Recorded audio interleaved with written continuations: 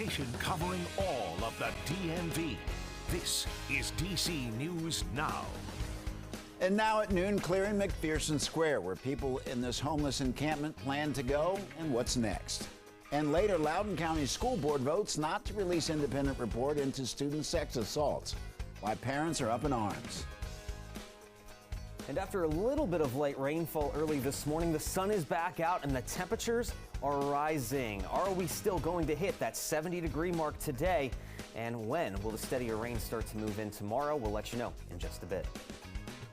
Thank you, Damon, and thank you for joining us for DC News Now at noon. I'm Mark Hall. Breaking now, the white supremacist who killed 10 black people at a Buffalo supermarket was sentenced to life in prison without parole today. Relatives of the victim spoke about their pain and rage caused by his racist attack. The sentencing hearing for Peyton Gendron was disrupted when he was charged by a man in the audience who was quickly restrained.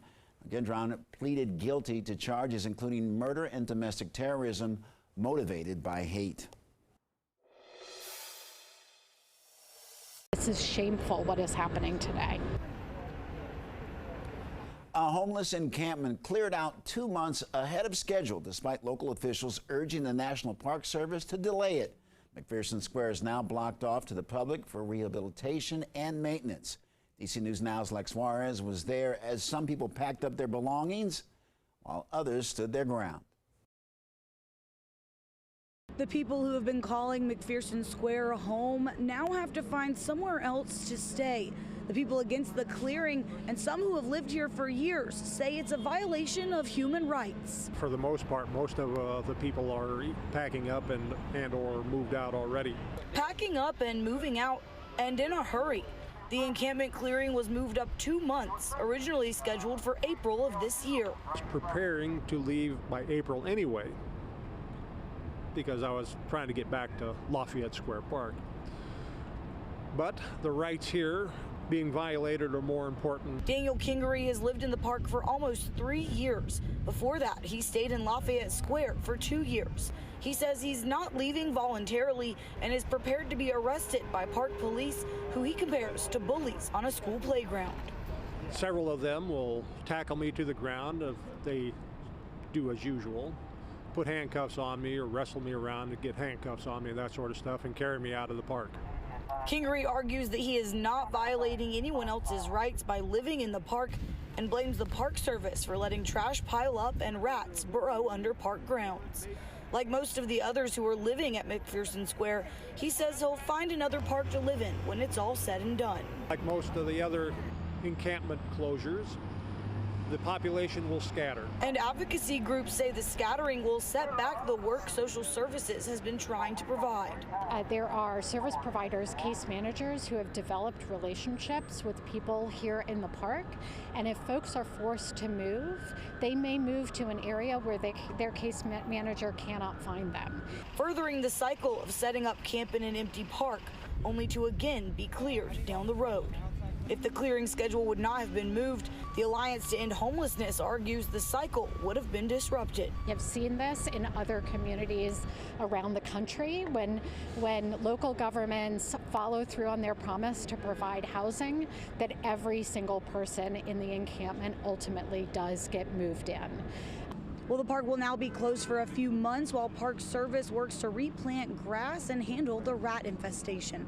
In Washington, Lex Juarez, DC News Now. Montgomery County police have confirmed a Rockville man wanted in connection to the death of a 20-year-old woman has been arrested in Missouri. Francisco Ramon Lara Garcia became a suspect in the murder case of his ex-girlfriend, Kaylin Yoli Beth Chavez Dominguez. Her body was found under the Paint Branch overpass on Route 200. The suspect was arrested by U.S. Marshals in Kirkwood, Missouri 2 weeks ago. He has now been charged with first-degree murder. He's waiting extradition to Maryland.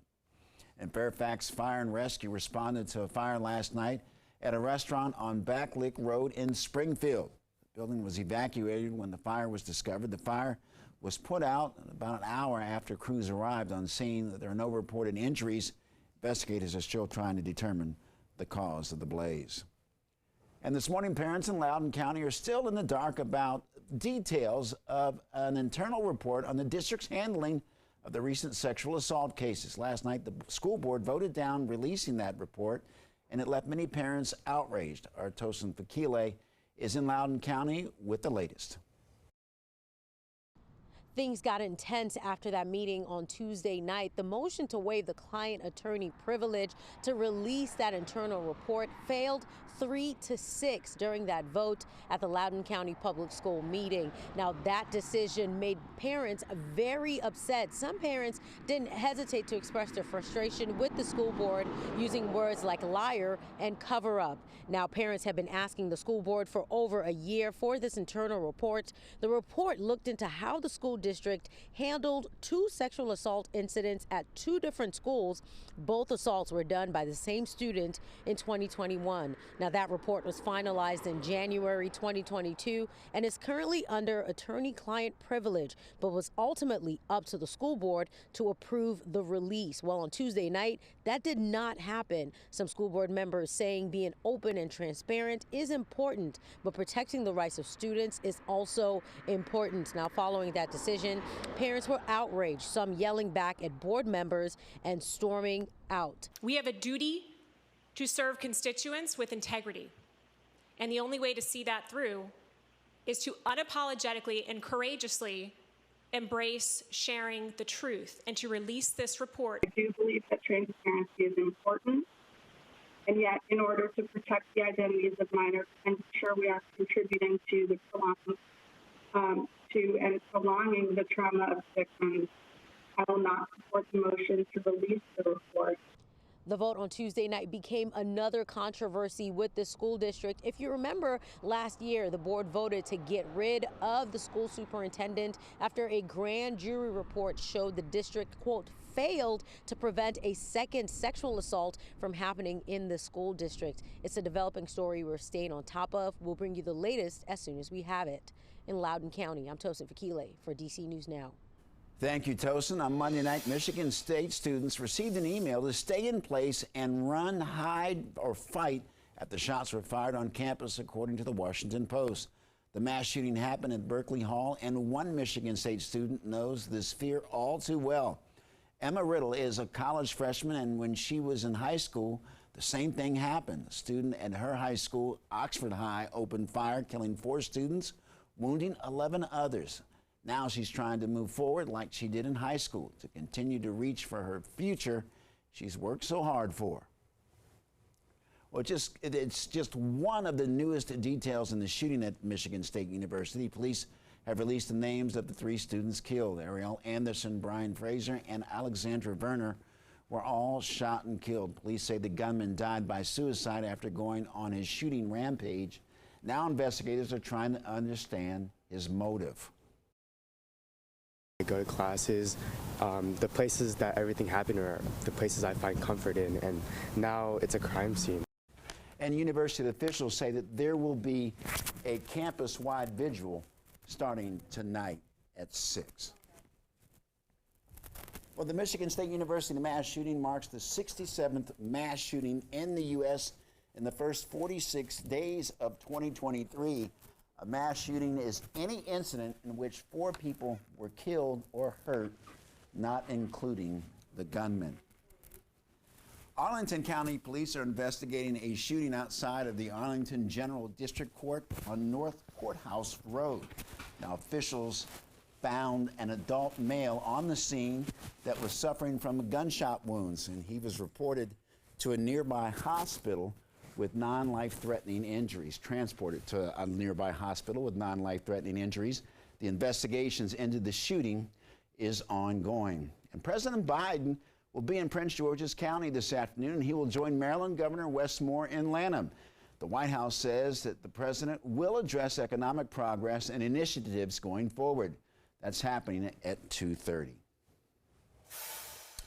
Well, heads up, there's free help on the way if you're one of 8 million Kia or Hyundai owners with a car that's easy to steal. A software update makes 3 big changes. The first one, preventing the car from starting without a key in the ignition or after doors locked. A new feature will the alarm sounds for a full minute, which is twice as long as now. And this stealing trend has gotten so bad that Some insurance companies are hiking rates or refusing coverage. Hyundai's software update is ready. Kia starts installing theirs later this month. And also for Nissan drivers, a new recall is impacting more than 460 older cars. On some of their cars, the emblem on the steering wheel may come loose. And when the airbag goes off, hurting drivers. The recall impacts small Frontier pickups, large Titan pickups, Xterra, Pathfinder, and Armada SUVs from 2008 through 2011, and lastly, Quest minivans from 2008 and 2009. And today, the Hagerstown Aviation Awareness Museum is expecting a new arrival. The 1993 Fairchild RC-26B Condor will be flown from Houston to the museum at the Hagerstown Airport. And Lou Scally joins us live at the Aviation Museum. And Lou, just kind of explain what's going on.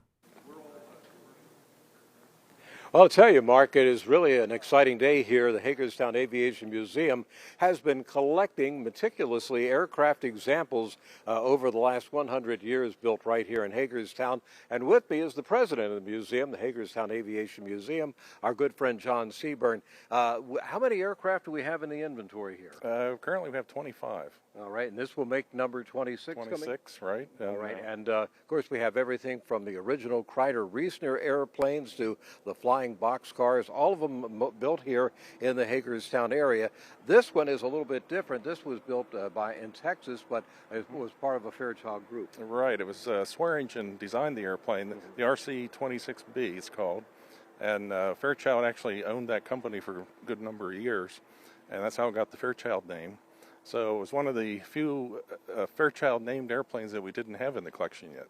Well, I tell you what, this museum is coming to shape. We got a building, the hangar is being renovated. In the background are some of the examples of the larger aircraft. You have World War II PT-19 trainers, is that correct? Right, PT-19 trainers.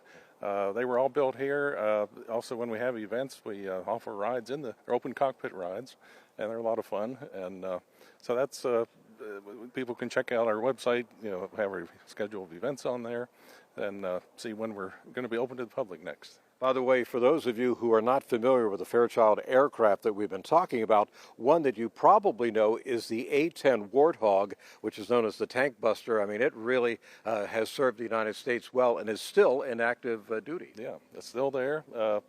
Ended production in '84, and they're still flying today. Unfortunately, we don't have an example, so if anybody out there has an A-10 aircraft they want to donate to the Hagerstown Aviation Museum, we'll do it. There's one down at Myrtle Beach. I keep thinking we got to go down and unbolt that one and bring it back. That's right. That's okay. Right. Well, we're looking forward to it. Hagerstown Aviation Museum is the place to be. Now, this afternoon, the new aircraft will not be arriving till 3. Originally, we were looking for noon to 1, but headwinds and everything have all gotten away. Wet weather in Texas slowed them down. Yeah. All right, very good. Hagerstown Aviation Museum, look them up on the web. They are here. It's another great destination during the spring and summer. Come on out and see the aircraft and see what's happening here at the Hagerstown Aviation Museum. In Hagerstown, Lou Scally for DC News Now. Mark, I have one question. Do you ever go home? You're always on the air down there.